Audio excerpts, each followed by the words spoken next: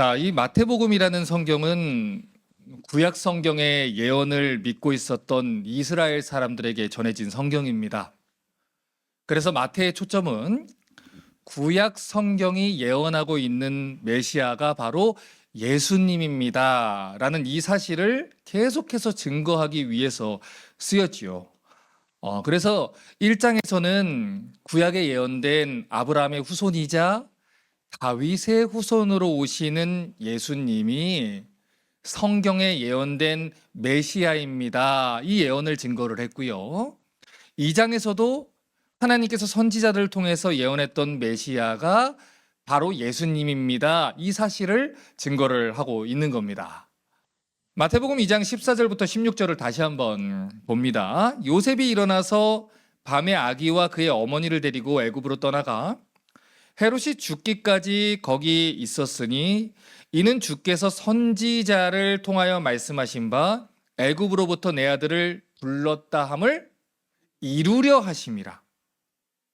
여러분, 헤롯은 유대인의 왕이 태어났다라는 이 소식을 듣고서 혹시라도 예수님이 자기의 이 왕의 자리를 위협하게 될까 봐 베들레헴에서 태어난 아기들을 다 죽였습니다. 이 동방박사들이 이야기했던 그 시간을 딱 시점을 기준으로 해서 2년 안에 태어난 아기들을 다 죽였지요. 이 헤롯은요, 치밀한 사람이었어요. 그리고 잔혹한 사람이었습니다. 그래서 유대인의 왕이 베들레헴에서 태어났다는 이야기를 듣고 이 베들레헴 주변에 있었던 아기들을 다 죽일 뿐만 아니고요, 2년 안에 태어난 모든 아기들도 다 죽이라고 했어요. 자, 그런데 놀라운 것은 성경이 하나님이 이 모든 일들을 다 알고 있었다라고 얘기를 한다는 거예요.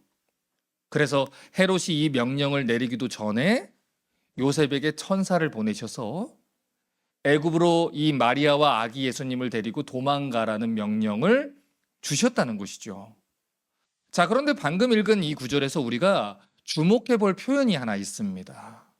자, 그거는 이 15절에 기록되어 있는 표현인데, 이는 주께서 선지자를 통하여 말씀하신 바 애굽으로부터 내 아들을 불렀다 함을 이루려 하심이라 라는 이 표현이에요. 이 마태복음에는 이러한 표현이 굉장히 많이 기록되어 있습니다. 선지자로 말씀하신 바를 이루려 하십니다. 예언이 성취되게 하기 위함이다. 이런 예언이죠. 자, 그런데 신명기 18장 15절을 보면요, 모세라는 사람이 죽기 전에 메시아에 대해서 이런 예언을 했습니다. 내 하나님 여호와께서 너희 가운데 내 형제 중에서 너를 위하여 나와 같은 선지자 하나를 일으키시리니 너희는 그의 말을 들을지니라. 여러분, 모세는 장차 오실 예수님이 어떤 사역을 하실 것이냐, 메시아의 사역을 마치 그림자처럼 미리 보여주는 역할을 했던 사람이에요.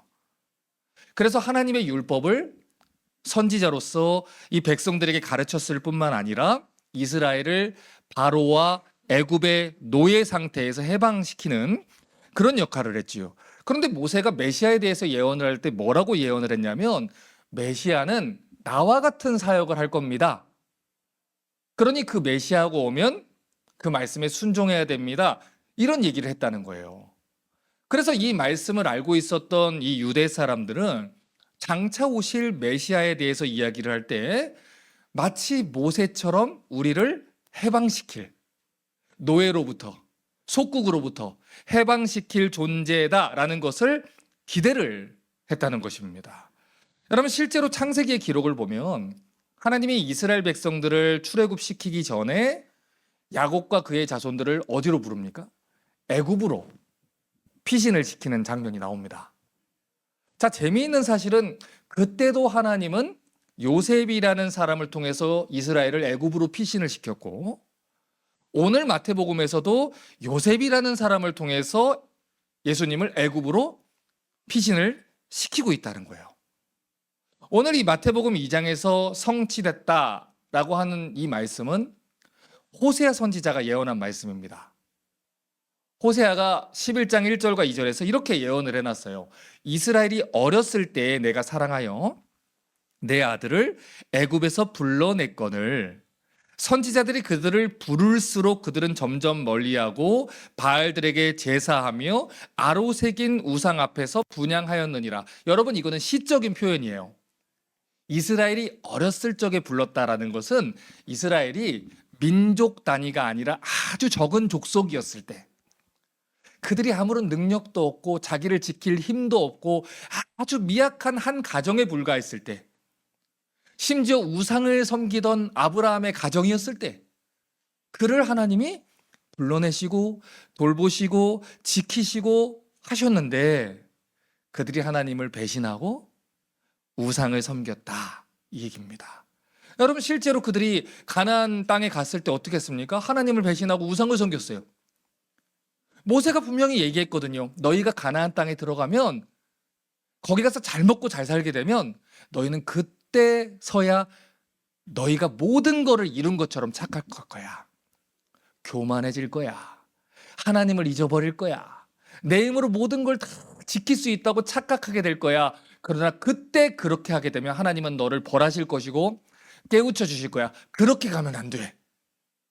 그런데 이 모세의 당부에도 불구하고 이 이스라엘 백성들이 우상을 숭배를 했다는 거예요. 여러분, 지금 이 호세아 11장 2절이 뭐라고 얘기했습니까? 하나님이 이스라엘을 구원해 주셨어요. 애굽으로부터 구원해 주셨어요. 출애굽시키셨어요. 그런데 그들이 또다시 하나님을 버리고 죄를 지었다는 것입니다. 여러분, 그래서 이 구약의 이스라엘 역사가 어떻게 끝이 납니까? 남북 왕조가 다 멸망해 버렸어요. 망하는 것으로 끝이 나죠. 여러분, 이 사람들은 이스라엘이에요. 아브라함을 통해서 선택받았고요. 모세를 통해서 율법을 받았던, 다윗을 통해서 왕 같은 제사장 나라가 됐던 그런 특별한 하나님 나라의 백성입니다. 그런데 하나님의 그 은혜를 받은 백성들이 구약 성경 내내 했던 일이 뭡니까? 우상숭배입니다. 구약 성경 내내 했던 것이 하나님을 버린 거예요. 그래서 말라기에서 이 구약 성경의 끝에서 하나님이 뭐라고 얘기합니까? 너희가 나를 존중한 적이 있어? 자식은 부모를 공경하고, 너희는 외국의 총독들을 공경하는데 너희가 한 번이라도 나를 왕으로 섬긴 적이 있냐? 너희가 한 번이라도 나를 공경한 적이 있냐? 여러분, 결국 그들은 경고와 경고를 받다가 결국 율법의 기준대로 심판을 받게 됩니다. 나라가 망했고요. 왕이 두 눈을 뽑혀서 쇠사슬에 묶여서 끌려갔어요. 눈앞에서 자신의 자식들이 포로로 끌려가고 죽임을 당하는 일들을 봐야 했다는 거예요. 그래서 그들이 누구를 부르짖습니까? 메시아를 부르짖는 거예요. 하나님, 우리가 잘못했어요. 우리를 구원해 주세요. 다 잃어버리고 다 망하고 나서야 메시아를 부르기 시작했다는 것이죠. 그런데 그런 자들에게 어떤 일이 벌어집니까? 갈라디아서 4장 4절과 5절이 이렇게 얘기합니다. 때가 참에, 무슨 뜻이에요? 하나님의 시간이 됐다라는 거예요. 하나님이 그 아들을 보내서 여자에게서 나게 하시고, 율법 아래에 나게 하신 것은 율법 아래에 있는 자들을 속량하시고 우리로 아들의 명분을 얻게 하려 하심이라. 자, 하나님의 마침내 약속하신 시간이 됐습니다. 선지자로 약속하신 시간이 됐습니다. 구원자가 오셨습니다. 자, 그러면 이 땅에 오신 메시아가 오신 이유가 무엇입니까? 성경은 이렇게 얘기를 해요. 율법 아래에 있는 자들을 속량하기 위함이고, 두 번째는 아들의 명분을 얻게 하기 위함이다.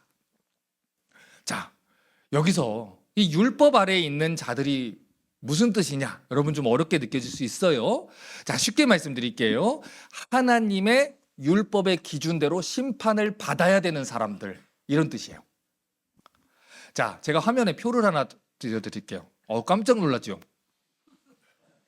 자, 정확히 어떤 내용인지 안 보이셔도 됩니다. 왜냐면 이미 여러분들이 다 지키셔야 되는 텍사스 이 해리스 카운티에 있는 운전 시 벌금 규정들이에요. 여러분, 이 규정들을 제가 가만히 읽어봤거든요.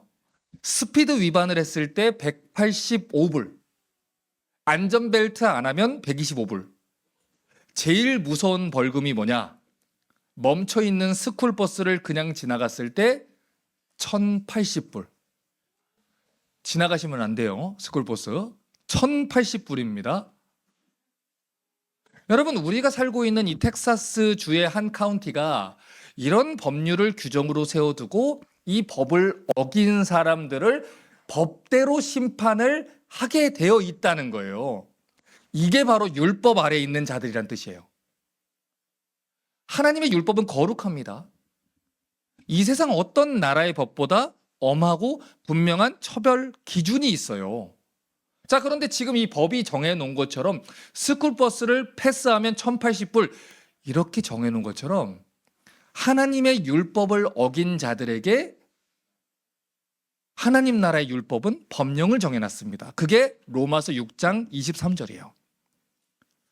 죄의 삭은 얼마예요? 사망이에요. 1,080불이 아니고 사망이에요. 여러분, 미국이라는 나라에도 법이라는 게 있듯이 하나님 나라에도 법이 존재를 합니다. 성경은 그것을 율법이라고 얘기를 하고요. 모든 사람들은 하나님의 율법 아래에서 심판을 받게 되어 있어요. 자, 그런데 구약 성경에 기록된 이스라엘의 역사를 한번 보세요. 하나님이 그들을 애굽에서 구원해 주셨음에도 불구하고 그들이 하나님의 율법을 어기잖아요. 오죽하면 하나님 뭐라고 얘기하시냐면 너희는 내 법을 지킨 적이 없다. 이렇게까지 표현을 하세요. 그들은 하나님 나라 백성이었어요. 왕이신 하나님을 섬기는 자들이었어요.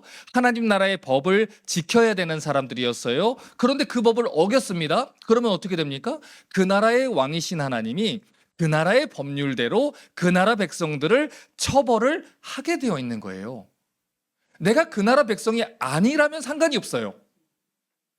내가 저기 베트남이나 저기 뭐 태국이나 그 나라 백성이라면 미국의 법이 저랑 무슨 상관이 있겠습니까? 그러나 내가 미국이라는 나라의 시민이거나 대한민국이라는 나라의 시민이라면 그 나라의 법대로 처벌을 받아야 된다는 거예요. 이것이 바로 율법 아래에 있는 자들이라는 뜻입니다. 자, 그런데 그런 자들을 하나님이 불러내셨다는 거예요. 그들을 구원하기 위해서 애굽으로 부르셨고 그들을 구원하기 위해서 애굽으로부터 구원을 하셨다는 것이지요. 갈라디아서 4장 4절과 5절을 다시 봅니다. 때가 참에 하나님의 아들을 보내사 여자에게서 나게 하시고 율법 아래에 나게 하신 이유는 율법 아래에 있는 자들을 속량하시고 우리로 아들의 명분을 얻게 하려 하심이라. 속량이란 뜻은 값을 치른다라는 뜻이에요. 빚을 다 갚는다라는 뜻이에요. 벌금을 다 치렀다 이런 뜻이에요. 하나님의 법을 위반한 값을 다 치르고 그 사람이 무죄 판결을 받을 수 있도록 대가를 치른다는 것이지요. 그렇게 해서 마귀와 율법의 정죄로부터 하나님의 자녀들을 보호해주고 우리로 하여금 다시 한번 하나님 자녀로서 그 나라 백성으로서의 명분을 얻게 하기 위함이라는 겁니다. 그래서 요한복음 19장 30절에 예수님이 마지막으로 이 말씀을 하셨잖아요. 다 이루었다. 이것이 바로 값을 다 지불했습니다. 이 뜻이에요. 스쿨버스를 패스한 1,080불을 다 내고 나면 더 이상 지불할 것이 없잖아요. 그런 것처럼 하나님 나라의 이 법은 죄의 값을 사망이라고 얘기를 하는데 예수님이 그 법률을 제정한 온 땅의 왕이신 하나님이 대신 죽으심으로써 그 값을 치루었다. 이 얘기를 하는 것입니다. 이 일을 이루기 위해서 예수님이 여자로부터 태어나셔야 했다는 것이고 이 일은 결국 성경의 모든 예언을 이루기 위함이다. 이 얘기를 하는 겁니다. 자, 계속해서 마태복음 2장 16절부터 18절 다시 볼게요. 헤롯이 박사들에게 속은 줄 알고 심히 노하여 사람을 보내어 베들레헴과 모든 지경 안에 있는 사내 아이를 박사들에게 자세히 알아본 그때를 기준하여 2살부터 그 아래로 다 죽이니 이에 선지자 예레미야를 통하여 말씀하신 바 또 나왔지요. 라마에서 슬퍼하며 통곡하는 소리가 들리니 라헬이 자식을 위해 애곡하는 것이라. 그가 자식이 없으므로 위로받기를 거절하였도다 함이 이루어졌느니라.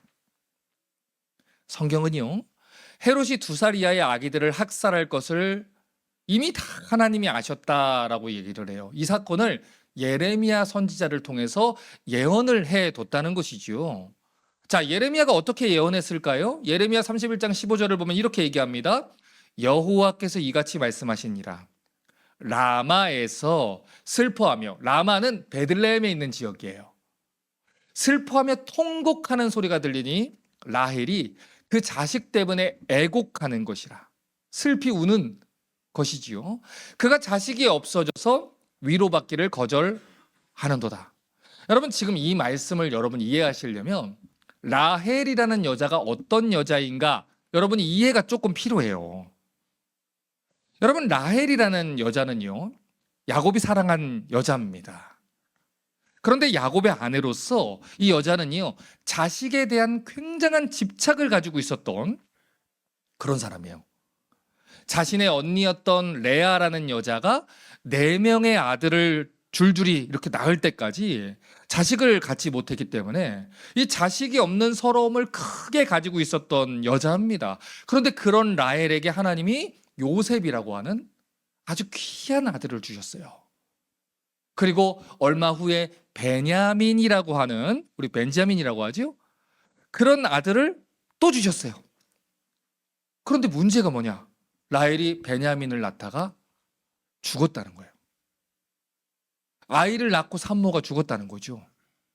창세기 35장 16절부터 18절 보세요.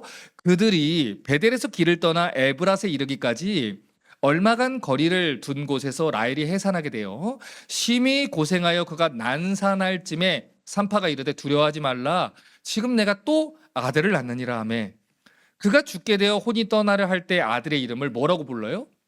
베노니라 불렀으나 아버지는 베냐민이라 불렀더라.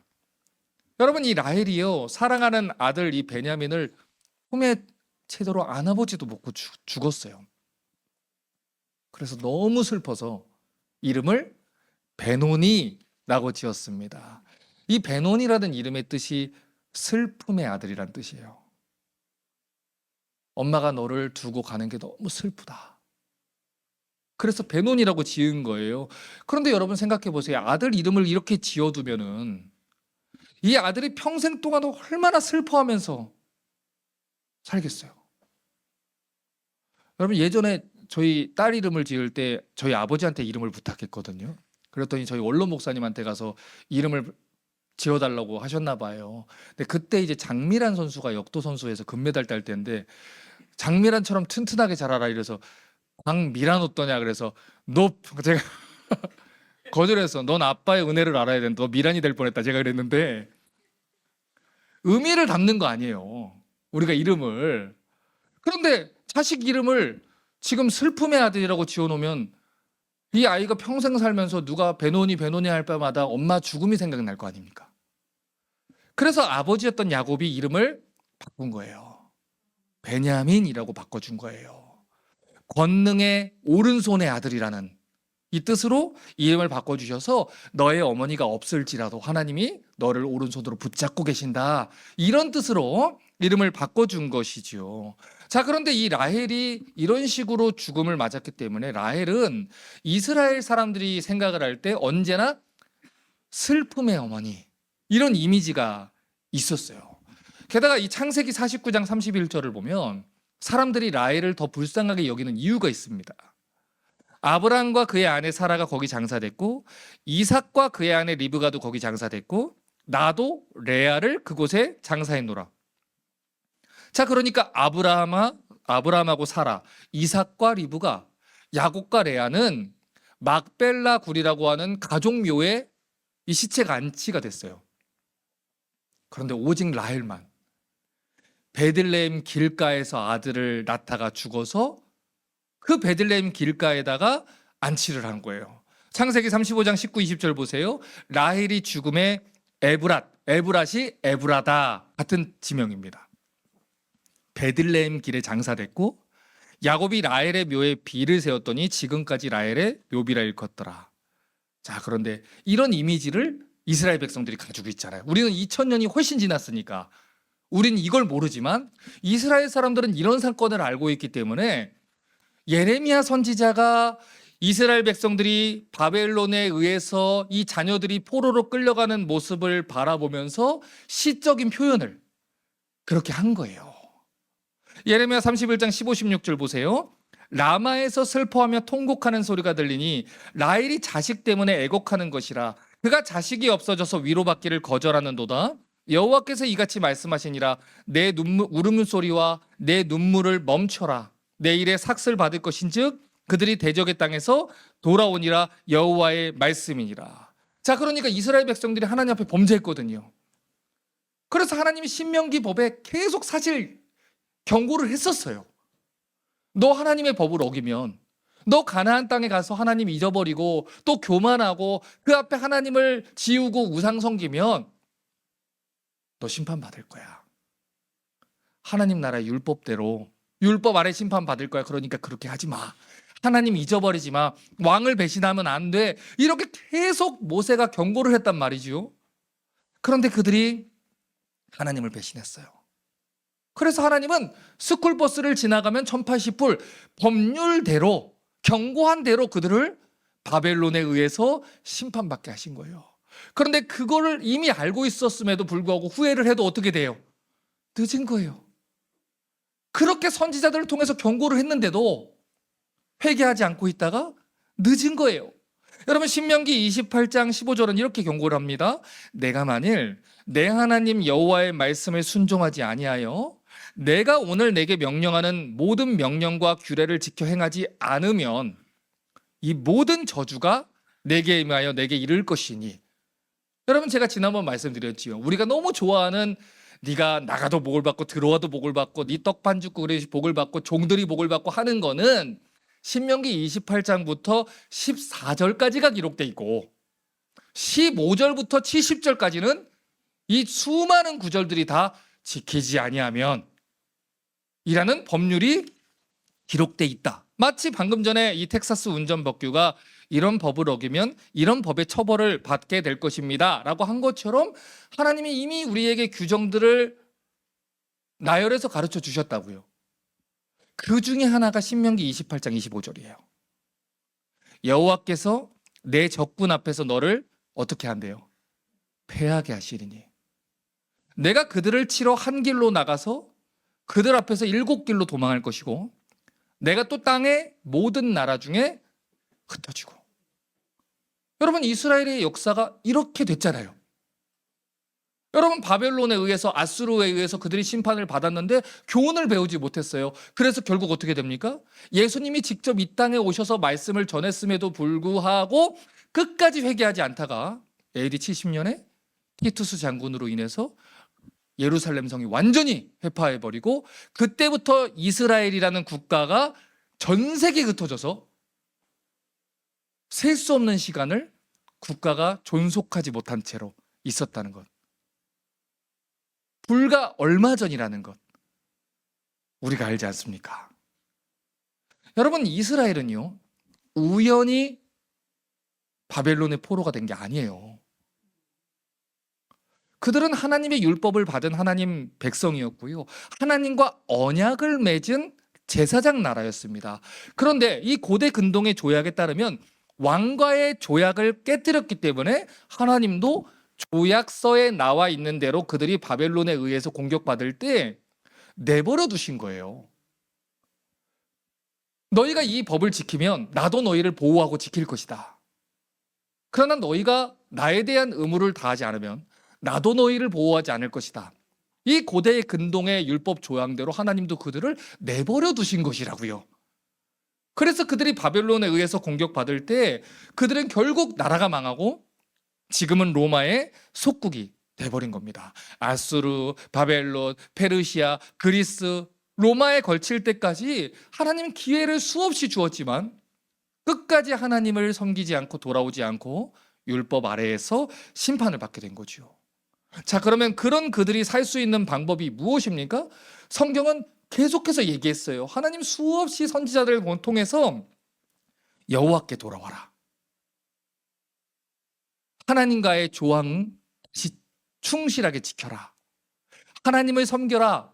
하나님만 섬겨라. 우상을 버려라. 겸손하게 하나님 앞에 나와라. 그런데 그들이 그렇게 하지 않았다라는 거예요. 여러분, 우리가 사사기 때 배웠잖아요. 어느 순간에는 하나님을 부르는 것처럼 보였어요. 언제요? 내 사업이 망했을 때, 자식이 아플 때, 인간관계에 큰 문제가 생길 때. 그런데 자기의 삶이 또 바빠지고 비즈니스가 조금 잘 되고 또 살만해지면 다시 하나님을 버리고 우상을 찾았어요. 어느 순간에는 하나님께 돌아오는 것처럼 보였는데 하나님을 자신의 필요에 의해서만 찾았을 뿐 또다시 하나님을 버리고 우상을 찾았다고요. 교회가 하나의 우상이 된 것이고 예수님을 마치 우상처럼 섬기는 것이지요. 하나님을 섬긴다 하나 우상처럼 섬기는 거예요. 복음을 우상처럼 믿는 것이지요. 나 하고 싶은 것을 다 하고 사는데 하나님이 구원은 취소되지 않는다고 했으니까 내가 뭘 해도 나를 끝까지 천국에 보내줄 것이다 라는 무적처럼 섬긴 것이지요. 하나님 분명히 경고하셨거든요. 그러나 끝까지 하나님을 섬기지 않다가 어떻게 됩니까? 슬픔의 아들처럼 돼버린 거예요. 그런데 하나님이 그 베노니 같은 슬픔의 아들을 권능의 오른손으로 붙잡습니다. 그래서 누구를 보내죠? 자기의 오른편에 앉아있는 예수 그리스도를 보내시는 거예요. 시편 30편 9절부터 11절을 보면요, 아주 놀라운 시편이 있습니다. 여호와여, 내가 주께 부르짖고 여호와께 간구하기를. 자, 여호와는 어떤 하나님이라고요? 자신이 말한 것을 지키시는, 약속을 지키는 하나님이지요. 내가 무덤에 내려갈 때 내 피가 무슨 유익이 있으리요? 진토가 어떻게 주를 찬송하며 주의 진리를 선포하리이까? 여호와여, 들으시고 내게 은혜를 베푸소서. 여호와여, 나를 돕는 자가 되소서 하였나이다. 주께서 나의 슬픔이 변하여 춤이 되게 하시고 나의 베옷을 벗기고 기쁨으로 띄우셨나이다. 여러분, 이 시편 기자가요, 자기의 철저한 무능력을 경험하고 나서 이 시편을 기록한 거예요. 여러분, 지금 이게 무슨 뜻이에요? 내가 하나님 섬기려고 해봤거든요. 그런데 안 되더라고요. 내가 하나님을 찬송하고 하나님께 영광 돌리고 하나님 진리를 선포하고 우상을 다 버리고 하나님 앞에 겸손하게 신앙생활 하려고 했는데 안 되더라고요. 하나님 말씀대로 살아보려고 하는데 안 되더라고요. 조금만 성공하면 다 내 건 줄 알고, 조금만 재정이 채우면 내가 다 한 줄 알고, 조금만 인생이 살만하면 하나님을 버리고, 조금만 내 마음대로 되는 것 같으면 하나님을 무시하더라고요. 그러다가 어떻게 됩니까? 철저하게 박살나고 깨지고 나서 하나님을 찾는 거예요. 그래서 뭐라고 말합니까? 내 베옷을 벗기고. 베옷은 언제 입어요? 초상났을 때 입어요. 그렇죠? 내 인생 박살났을 때 입어요. 그런데 하나님이 약속을 지키시는 하나님이라서 나는 하나님께 약속을 지키지 않았는데 그럼에도 불구하고 내내 하나님께 도와달라 하니까 하나님 도와주시더라. 그래서 이렇게 기도하는 거예요. 내게 무엇을 베푸소서? 은혜를 베푸소서. 하나님, 내게 은혜를 베푸소서. 나를 도와주소서. 나는 진토입니다. 무슨 뜻이에요? 나는 진흙덩어리, 먼지덩어리라는 거예요. 나는 내가 반짝반짝 빛나는 진주인 줄 알았거든요. 내가 너무 가치 있는 다이아몬드인 줄 알았거든요. 그래서 하나님이 나를 귀하게 여기신 거구나 했거든요. 그런데 해보니까, 살아보니까, 믿음 생활 해보니까 나는 진토덩어리인 거예요. 나는 하나님 앞에서 죄인 중에 괴수인 거예요. 나는 하나님 앞에서 추악한 죄인이었던 거예요. 애써서 하나님의 율법을 지켜보려고 했는데 어느새 우상을 섬기는 바벨론의 포로가 되어 있습니다. 하나님의 은혜를 베풀어 주셨는데도 또다시 우상 숭배하다 그리스의 포로가 되어 있습니다. 또다시 또 애굽의 포로가 되고 또다시 페르시아의 포로가 되고 또다시 로마의 포로가 되어 있습니다. 그리고 그들 가운데서 그들이 섬기는 우상을 같이 숭배하고 있습니다. 경건하게 살아보려고 애를 썼는데 죄의 종류하고 방향만 다를 뿐이에요. 여전히 나는 슬픔의 아들이에요. 여전히 나는 무기력한 아들이에요. 여전히 나는 절망의 아들이라는 거예요. 그래서 깨닫는 거예요. 이런 나를 붙들어 세울 수 있는 분은 하나님의 전능한 오른손밖에 없구나. 그 전능하신 하나님의 오른손이 나를 붙잡아 주지 않으면 나는 슬픔의 아들의 위치에서 결코 오른손의 아들의 위치로 움직일 수 없구나. 여러분, 이것이 바로 예수님이 오신 이유입니다. 우리 스스로 하나님의 법을 지킬 수 없고 우리 스스로 율법의 심판으로부터 벗어날 수가 없어서 절망에 빠진 인생들을 누가 건져내세요? 하나님이 건져내세요. 구원하기 위해서 이 땅에 오셨다는 거예요. 이제 오늘 설교를 정리를 해보겠습니다. 마태복음 2장 19절부터 21절을 봅니다. 헤롯이 죽은 후에 주의 사자가 애굽에서 요셉에게 현몽하여 이르되 일어나 아기와 어머니를 데리고 이스라엘 땅으로 가라. 아기의 목숨을 찾던 자들이 죽었느니라. 요셉이 일어나 아기와 그의 어머니를 데리고 이스라엘 땅으로 들어가니라. 여러분, 영원할 것 같았던 헤롯의 정권도 결국 어떻게 됩니까? 끝이 나요. 그는 율법대로 이제 하나님 보좌 앞에 심판을 받게 됩니다. 이어서 마태복음 2장 22절 23절은 말합니다. 그러나 아켈레오가 그의 아버지 헤롯을 이어 유대 임금됨을 듣고 거기를 가기 무서워하더니 꿈에 지시하심을 받아 갈릴리 지방으로 떠나가 나사렛이라는 동네에 가서 사니 이는 선지자로 하신 말씀에 나사렛 사람이라 칭하리라 하심을 이루려 하심이라. 여러분, 성경은요, 예수님이 예루살렘이 아니라 갈릴리 나사렛에 가서 사셨다 이렇게 얘기를 해요. 그런데 이것도 선지자로 하신 말씀을 이루기 위함이다 이렇게 얘기를 합니다. 자, 그러면 성경이 선지자들이 뭐라고 예언을 했길래 예수님이 이 갈릴리 나사렛 지역으로 왔을까요? 자, 이사야 9장 1절과 2절은 이렇게 얘기를 합니다. 전에 고통받던 자들에게는 흑암이 없으리로다. 옛적에는 여호와께서 스불론 땅과 납달리 땅에 멸시를 당하게 했더니 후에는 해변길과 요단 저쪽 이방의 갈릴리를 어떻게 해도다? 영화롭게 하셨느니라. 흑암에 행하던 백성이 큰 빛을 보고 사망의 그늘진 땅에 거주하던 자에게 뭐가 비쳐요? 빛이 비추도다. 여러분, 방금 전에 읽었던 이사야의 이 예언을 올바르게 이해하려면요, 그 당시 이스라엘 사람들한테 갈릴리라는 지역이 어떤 의미가 있는지를 여러분이 좀 이해를 하셔야 돼요. 여러분, 그 당시 고대 근동에는요, 전쟁이 굉장히 많이 벌어졌습니다. 그런데 지금 이 사진을 보시면 저 위쪽에 중간쯤에 빨간 글씨로 갈릴리라고 써 있지요. 자, 그런데 이 갈릴리 지역이요, 전쟁이 끊이지 않는 곳이었어요. 이유가 뭐냐? 이 갈릴리 아래로 쭉 내려서 사해 왼쪽 아래로 내려가면 이집트가 있어요. 그런데 이 이집트가 이 전쟁을 벌여서 동쪽으로 진군하기 위해서 이 바다와 호수가 가로막고 있다 보니까 갈릴리 지역을 쳐가지고 넘어가게 돼 있습니다. 그래서 이 갈릴리 지역은 왼쪽으로도 갈 수 있고 오른쪽으로도 갈 수 있는 이 전략적인 요충지예요. 그런데 문제는 왼쪽에서는 그리스 같은 지역들이 이제 동쪽으로 바벨론 지역으로 가고 또 애굽 지역으로 넘어가기 위해서 쳐들어오고, 오른쪽에서는 바벨론하고 이 페르시아 왕조 아수르의 왕조들이 또 애굽 지역과 또 서쪽 지역을 차지하기 위해서 또 쳐들어옵니다. 그러니까 이 세 가지 세력 가운데서 중간에서 맨날 터지는 애들이 누구예요? 갈릴리인 거예요. 언제나 전쟁이 있어요. 그런데 문제가 뭐냐? 신명기 율법에 따르면요, 전쟁은 하나님께 심판받는 자들이 받는 벌 중에 하나예요. 자, 그러니까 이스라엘 백성들이 자연스럽게 무슨 생각을 하겠어요? 그 당시 갈릴리 지역을 기업으로 받았던 스불론 지파나 납달리 지파의 땅을 저거 하나님께 복 못 받아서 저래, 이런 인식이 있는 거예요. 하나님께 뭐 범죄했겠지. 하나님께 죄를 지어서 하나님이 저 땅은 버렸어. 그렇지 않으면은 어떻게 저 땅에 저렇게 전쟁이 많이 나나? 이런 생각을 하는 것이죠. 그래서 이 갈릴리 지역은요, 힘겹게 사람들이 살고 있으면서 언제나 하나님께 버림받은 인생, 이런 인식 중에 있었습니다. 그런데 그 중에서도 탑 오브 탑이 어디냐면 나사렛이에요.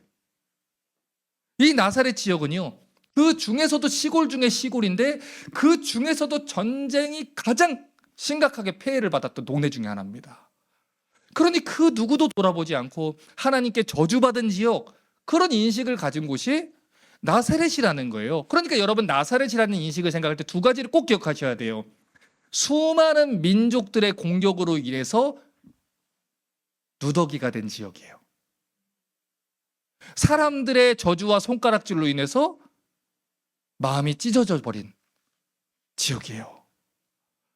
그래서 요한복음 1장 46절을 보면 처음 예수님에 대해서 전해 들은 이 나다나엘이 이런 말을 했던 거예요. 나다나엘이 이르되 나사렛에서 무슨 선한 것이 날 수 있느냐? 왜요? 하나님이 저주한 땅이잖아요. 그래서 저 전쟁이 일어나는 거 아니에요. 그러니까 자기들이 생각하는 메시아는 당연히 어디서 나와야 되냐면 예루살렘에서 나와야 되는 거예요. 적어도 다윗 왕이 있었던 예루살렘에 와서 당당한 왕으로서 로마의 세력을 물리치는 그런 메시아 되어야 된다는 것이죠. 그러니 메시아는 헤롯의 왕궁에서 나와야 되는 거예요. 그런데 성경이 예수님에 대해서 뭐라고 얘기했습니까? 고난받는 종, 우리를 대신해서 채찍에 맞는 종, 우리를 대신해서 질고와 아픔을 지는 종, 이렇게 얘기를 했다는 거예요. 자, 그러니까 분명히 온 우주의 왕이 맞는데 하나님이 당신의 백성들을 구원하기 위해서 하신 방법이 뭐예요? 찢겨지고 박살난 슬픔의 아들들에게 찾아가서 그들에게 빛을 비추어주는 그 방법으로 오셨다는 거예요. 여러분, 성경은 말합니다. 예수님이 헤롯의 궁궐이 아니라 어디 왔어요? 나사렛에 오셨어요. 백마를 타고 예루살렘으로 들어간 게 아니라 부정하고 초라한 나귀를 타고 예루살렘에 들어가셨어요. 헤롯의 왕조를 이어받기 위해서 오신 게 아니라 십자가에 대신 달려 죽기 위해서 오셨어요. 이 말이 무슨 뜻입니까? 예수님이 하나님의 자녀답지 않은 사람들을 구원하기 위해서 자신의 왕의 모습을 버렸다는 거예요. 자녀 같지 않은 자들을 위해서 왕이신 하나님이 자기의 모습을 포기했다는 겁니다. 하나님의 자녀로서의 권세를 찾아주기 위해서 자기의 왕의 권세를 버렸다는 거예요. 여러분, 이 땅에 오신 메시아는 헤롯 궁전의 주인으로 오지 않았습니다. 그분은 나사렛 사람으로 오셨어요. 죄악 때문에 어둠 속에서 살아가고 있는 영혼들을 위해서 그들에게 빛을 비추기 위해서 세상을 처음 밝히신 분이 빛이 있으라 하셨던 세상의 주인이 기꺼이 그 어둠 속으로 걸어 들어오신 거예요. 그것도 갈릴리 나사렛, 가장 어둡고 외진 곳에 찾아오셔서 죄와 사망으로 인해서 두려워하는 인생들에게 빛을 비추기 시작한 것입니다. 여러분, 이것이 바로 나사렛 예수의 복음이에요. 죄로 인한 치열한 전쟁 속에 있는 수많은 민족들의 노예 상태로 되어 있는 그 영혼들을 구원하기 위해서 오신 나사렛 예수의 복음이라고요. 자, 그러면 이제 이 마지막 질문을 드립니다. 여러분, 그러면 나사렛 사람들은 다 예수님을 믿고 구원받았습니까? 아닙니다. 그 예수님의 복음을 듣고 권능의 오른손을 붙잡은 사람들만 구원을 받았어요. 여러분, 이것이 무슨 뜻입니까? 여러분, 오늘도 우리 마음속에는요, 수많은 전쟁들이 벌어지고 있어요. 예수님만이 왕이 되셔서 나를 다스려야 되거든요. 그런데 우리 안에 있는 이 죄된 본성이 마치 애굽과 아수르와 바벨론과 로마의 세력이 갈릴리를 점령한 것처럼 계속해서 우리라는 이 영혼과 이 마음의 왕자를 빼앗으려는 전쟁이 계속 벌어지고 있다고요. 우리는 세상 속에서 또 교회에 와서도 우리 마음과 생각과 가치관과 이 보좌를 빼앗으려고 하는 수많은 전쟁 속에 노출되어 있습니다. 그리고 우리는요, 마치 전쟁 중에 폐허가 되어버린 이 나사렛 마을처럼 너덜너덜해져 있어요. 그런데 어느 날 태초부터 계셨던 하나님의 말씀의 빛이 임합니다. 그리고 그 빛이 나사렛과 빛과 같이 어둡고 혼잡한 내 마음을 비춥니다. 한 번도 주목해 본 적도 없고 한 번도 생각해 본 적도 없지만 예상하지 못했던 곳에서 예상하지 못했던 방법으로 하나님이 나사렛에 찾아오셨어요. 그리고 누구든지 예수님께 나오는 자는 내가 오늘 나와 함께 낙원에 거하리라. 이 약속을 받게 됩니다. 그래서 오늘 성경은 저와 여러분에게 나사렛 예수의 복음을 전하는 거예요. 우리의 마음이, 우리의 영혼이 수없이 전쟁 중에 노출되어 있다는 것을 인정하셔야 됩니다. 그리고 그 전쟁 중에 하나님만이 내 보좌의 주인 되시기를 기도하셔야 돼요. 그리고 그 빛을 붙드셔야 됩니다. 여러분, 그래서 여러분의 모든 죄의 싸움이 끝이 날 수 있기를 바랍니다. 그래서 예수 그리스도께서 주시는 평강이 저와 여러분에게 주어지기를 주님의 이름으로 부탁합니다.